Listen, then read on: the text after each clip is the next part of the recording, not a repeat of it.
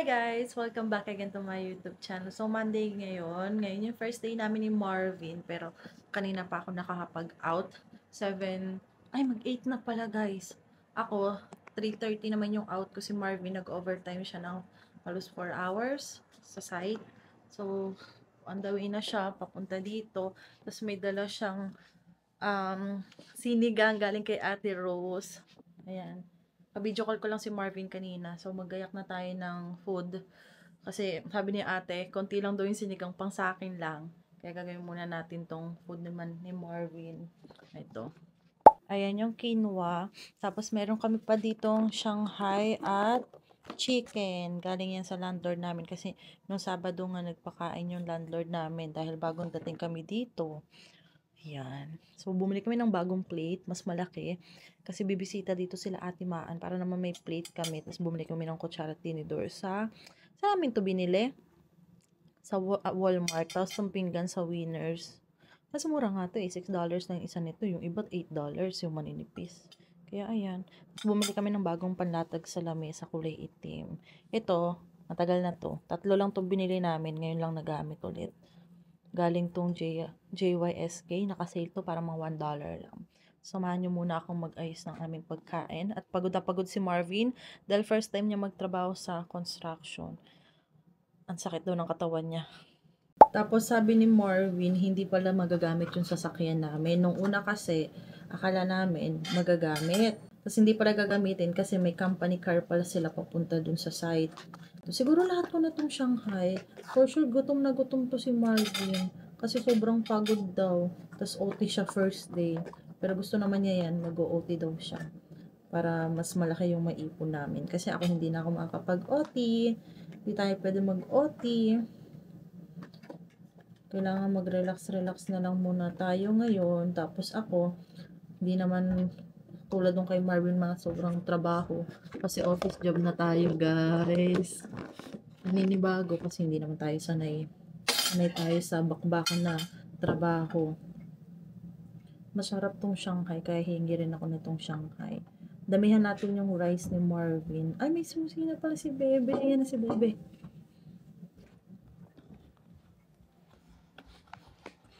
Bebe, oh. Pagod na pagod yung asawa ko. Love you. Gutom ka. Sama na pakiramdam niya. Ayan, gutom na yung asawa ko kaya ipaggagayak natin siya. Makalat pa dito. Buti may pansit. Binukas tubig na ko mo? Pansit? Tubig ko? Tubig? Ay, hindi. Makal mo naman? Oo, sorry. Guys, ito naman yung bit-bit ni Marvin kaling kay Ate Rose. Thank you, Ate Rose. Nagluto siya kasi nag-message siya kung gusto ko daw ng... Ay, ano to? Ah, yung salsa galing kay Ate Be. Thank you, Ate Be. Ito pala ata yung sinabi ni Ate. Yan. Sinigang! Kanina pa ako na tatakam talaga sa sabaw. Sabi ko, ate, gusto ko ng sabaw. Sabi ni ate, meron ako dyan noodles. Nagluto ako doon ng noodles nila. Tapos minessage niya ako kung gusto ko daw ng sinigang. Sinigang.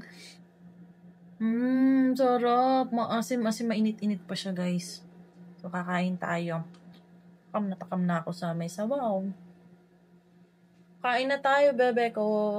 Huh? Love you. Oh. Pupo ka muna. Hello. Ayan na. 4 weeks na yung baby natin. 4 weeks daw? Oo. Ano sabi? Tindak ka. Para naman. Inano niya yung last day.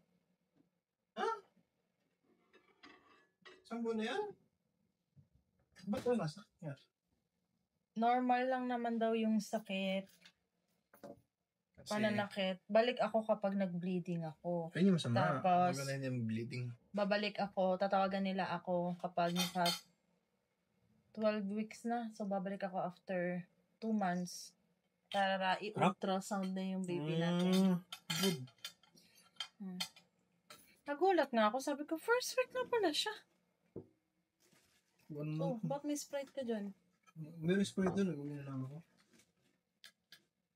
Mag-aalam ko bukas. Yung sweet chili. Kain, guys. Wow. Nawa naman yung asawa ko. Pagod na pagod. Kailangan niya daw mag-OT. Sabi mo, di ba, kahapon, gagana. Ano lang, ay, ako ang problema kasi tulog. Ang tulog Wala daw. kasi ang tulog maayos. Mm-mm. Di ba? Wala pang maayos na tulog kasi nga ginising ko siya kahapon ng maaga. Dahil Kaya nagugutom. pagod tayo sa yung sa paglilipat, ako pa rin pagod. Ayan. Pagod siya. Kain, guys. Kanina paggutom ang buntis. Puti ba yung doktor? Buntis din siya. Tapos, sabi niya wag daw mangamba, pero hindi pa nga daw agad. Ano yan? Chili, sabi mo. Chili. Salsa to. Anong chili? Salsa ba yan? Ano yung chili? Yung sweet and chili.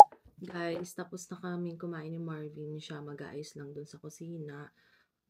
Si-share ko lang sa inyo kung ano yung mga nangyari kanina kasi first day nga namin parehas si Marvin sa trabaho. Same lang kami ng company, tapos same lang din ng oras ng pasok namin. Pero nga nung umuwi, nakisabay lang nga ako dahil nga overtime agad si Marvin sa site. So, ayun. So, kanina nga, maaga kaming gumising, ang aga namin pumasok. Tapos kanina, malamig na. Kala ko pa naman hindi ako mag-ano, kaya sabi ko kay Marvin, siguro time na maglabas-labas na tayo ng mga pang malalamig natin kasi yung mga nakalabas pa namin dyan, mga pang summer. So, ayun nga, madali naman kami ni Marvin kasi syempre ayaw namin malit first day namin. Malapit lang din naman yung work namin dito sa trabaho, 2 minutes drive nga lang. So, ayun.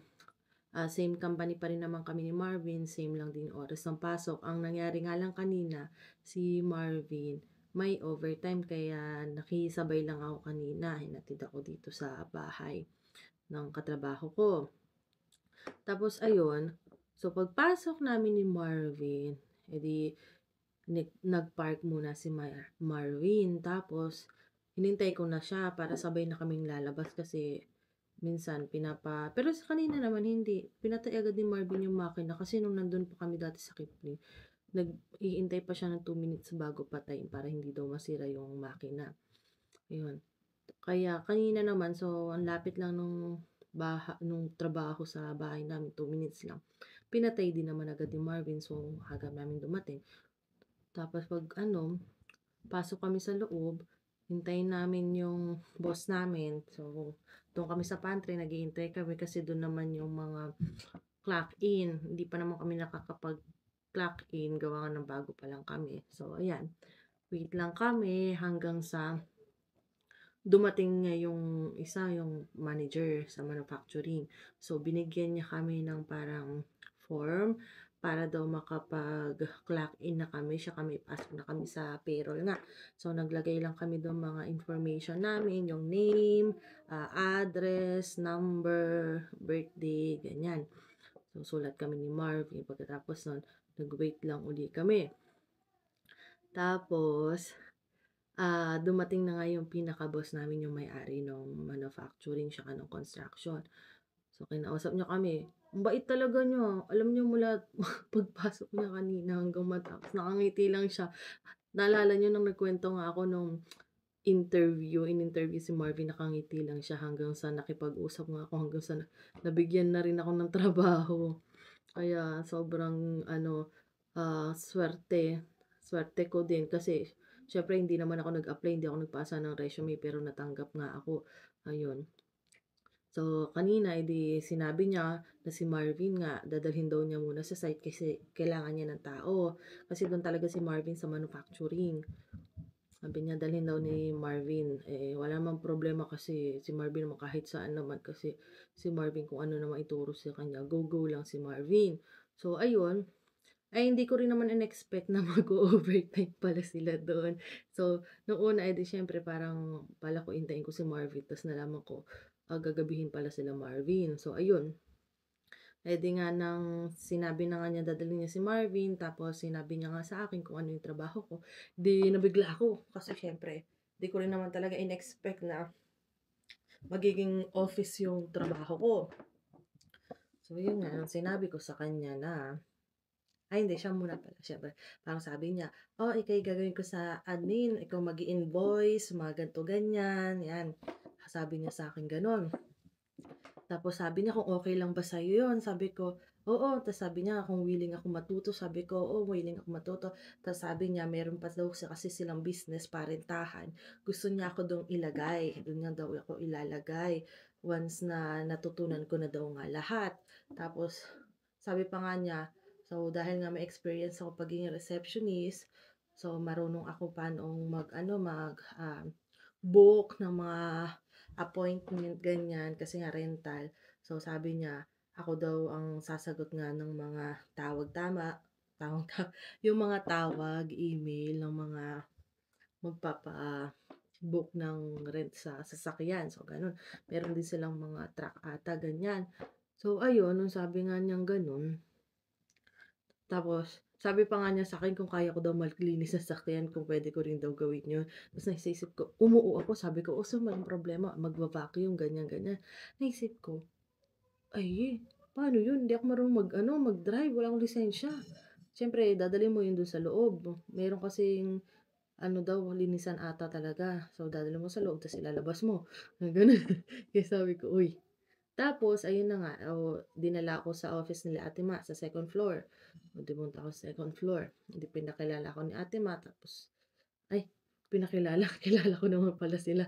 So ayun na sabi, yung meron kasi dong maliit na table na may laptop, tapos may laser din dun kasi nagle-laser din sila ng mga tulad ng mga baso, kung ano-ano, mga um, puro bakal kasi yun, eh, ang galing nga.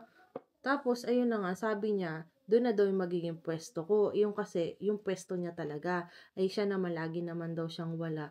So, ako na lang daw ang pumesto dun sa table, tapos yung laptop niya, gamitin ko. So, nandun na nga tayo. Tapos, edi nung nandun na nga ako, iniwan na nga niya ako. Maya-maya, bumalik nga siya. Ay, hindi. Oo, nung bago pala niya ako iakyat guys, dun ko na sinabi na ano, na nalaman namin na buntis ako nito lang. Tapos natuwa siya, sabi niya, ano nga daw, blessing nga daw yan, ganito, ganyan, sabi niya. Sabi, tapos, basta, nakakatuwa yung parang kitang-kita mo talaga masaya siya. Tapos nga nung nasa daas na nga kami, hindi nga chika-chika tapos sinabi ko bago siya umalis kung puwede akong mag-book ng appointment nga, papa-check up sana ako. Kasi medyo may nararamdaman akong sakit sa puson. Eh, siyempre medyo kinakabahan tayo first time, eh, hindi ko naman ano kung paano ba. Pero nag-search naman kami, may iba naman na sabi normal nga lang daw yung pagsakit-sakit ng puson, na ang masama lang daw yung talagang as in ang sakit tapos dinudugo. Iyon din yung sabi nung ano ko, nung yung doktora na nag-asikaso sa akin sa clinic. Sabi niya nga, so okay lang yan, normal lang naman daw yung ganyan.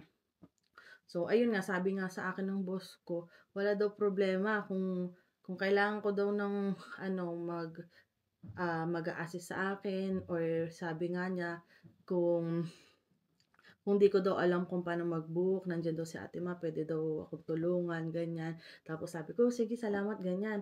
Hindi ko na inano si Marvin kung puwedeng si Marvin samahan niya ako kasi nahiya ako.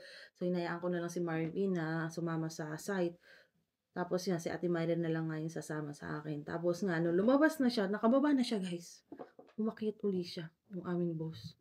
Tapos ang sabi sa akin ng boss ko, ano daw, in a couple of months daw, lalabas na yung baby namin. Gusto daw niyang makarga. Sabi ko, ay, natuwa talaga ako. Sabi ko, walang problema, ganito, ganyan. Sabi ko, ay, sa isip-isip ko, pag nanganak pa ako, may message kita agad para makapunta ka sa hospital. Para makita niya yung baby namin. Kasi parang yung boss namin, mahilig din siya sa baby. Bata pa daw yun eh. Wala pa daw yung 40 plus. Pero matanda kayo kay Marvin. Meron na siyang 3 anak. Kaya mga bata pa naman yung mga anak niya. So, ayun na nga. Pagkatapos nga nun, ayun ang struggle sa akin guys, ay yung washroom. Kasi yung washroom nasa baba. Nasa second floor ako. Pero ano naman, nagbasa-basa naman ako na wala naman daw problemang maglakad-lakad daw ang buntis. Ang ano nga lang, baba, taas ako, ganyan. Kaya, Sabi ko, eh, yun lamang kailangan talaga magdahan-dahan ako mag-akyat baba. Talagang kailangan kakapit ako kasi siyempre delikado. Ang ano pa, lagi akong ihing-ihi, yun pa yung ano ko, ihi ako ng ihi. Naalala ko nung nandun pa ako sa Kipling, nung time pa kasing nun, um, sabi ko iinom na ako lagi ng tubig, kailangan maka ano yun, yung lagi kong bitbit na tubigan na kulay itim dapat 3 hanggang 4 na refill ako nun kasi nga, malaking bagay din yung inom ng tubig, nakakapayat din yun. Kaya ayun, nung una, akala ko ano lang talaga, parang kasi inom ako ng tubig kaya ihi ako ng ihi. Tapos nung mga naano na ako parang sabi ko mahit-maya na yung ihi ko. Parang mga 15 minutes iihi na naman ako. Kaya sabi ko nahihiya ako baka mamaya napapansin ako mga katrabaho ko kaya na supervisor ko na pabalik-balik ako sa washroom baka iba yung isipin nila na baka nagre-relax-relax ako. Kaya parang medyo binawasan ko yung pag-inom ng tubig ko. Hanggang sa parang nakakapag-refill na lang ako ng ano na lang, isang beses. Eh, may dala ako may laman na yun, tas re-refill ko na lang isang beses. Hala guys, ihi pa rin ako ng ihi. Pero syempre, hindi ko naman inisip na ano, sign din pala yun ng buntis, di ba? Ay ngayon, ihi ako ng ihi. Pero lalo na ngayon, dahil buntis ako, mas kailangan ko daw uminom ng tubig. Yan, inom daw dapat ako na inom. Kaya, naisipan namin ni Marvin na bumili ng mas malaki na tubigan para sa akin kasi nga yung kulay itim maliit, bilis kong naubos kanina. So kanina nag-refill nga ako. Eh, syempre ang hirap din bababa-baba ako para lang mag-refill. So ayun. Tapos bumalik yung boss namin, sinama niya si Ate Ma. Punta sila sa site kasi may mga aayusin nga sila. So sabi, dalhin daw muna ako kay Ate Rose dun sa kabila. So dinala ako dun kay Ate Rose, tinuruan ako ni Ate Rose ng mga tinuro sa akin ni Ate Rose, yung mga pag-i-invoice nga, ganyan. So, nung una parang ano pa ako, sabi ko paano kaya 'to, siyempre wala akong alam sa ganito. Tapos sabi ni ate, "Yeah, okey lang 'yan." Ganyan din ako, wala din akong alam. Pero nung tumagal na, easy-easy na kasi lagi ko ng ginagawa, sabing gano'n ni Ate Rose. So, madaming naituro sa akin si Ate Rose. Tapos nakakatuwa nga do'n kasi sa Ate Rose, solo lang siyang Pilipina, lahat ng kasama niya puro puti. Ta's Tas ako'y nahihiya din. Tapos ayun nga, 'di tinuturuan ako ni ate do'n. Tapos sabi pa nga ni ate, kung may naintindihan ako kasi sabi ko, baka napapansin ni Ate Rose ako'y hikab ng hikab kasi hindi ko talaga mapigil 'yan guys. Okey yung tulog ko, pero grabe mga magtatanghali na siguro mga 10 or 11, grabe yung antok ko, yung hikab ko talaga tapos ano pa ako, init na init pa ako kanina, ganyan. So, ayun na nga nung nag-break time 12:00 nga ba? Oo, 12:00 yung break nila ate. Eh, lapit lang din nung bahay nila ate, dun lang din sa kalapit ng manufacturing namin. Yun ay, umuupa sila dun, ang may-ari nun, yung mismong boss namin. So, ayun pumunta kami dun, break time. Tapos iniwan na ako ni ate dun kasi ang break time daw ng manufacturing 2:30. 2:30 nga ba? Hindi, 12 din pala. Nasabi ni ate, balik na lang daw ako doon na kasi wala na daw siyang maituro sa akin. So, bumalik na nga ako doon. Tapos, inintay ko na lang din yung, ano ko, appointment ko kasi nga may appointment ako. Tapos, nung magpapaalam na nga ako, ayun, bumaba nga ako. Magpapaalam sana ako doon sa, ano, sa manager namin. Siyempre, kahit alam na nung boss ko na may appointment ako, gusto kong magsabi nga doon sa boss ko, doon sa manager ko. So, nung nagsabi ako sa manager ko, sabi ko nga may ano ako, may appointment ako. Tapos ngayon, nag-offer naman siya na kung gusto ko daw bang ihatid niya ako. Sabi ko, uy, okay lang. Sabi ko, ano, mayroon naman akong kaibigang maghahatid kasi yung clinic, malapit lang din sa trabaho ko. 2 minutes drive lang. So, pag mulakad, mga 10 minutes din siguro.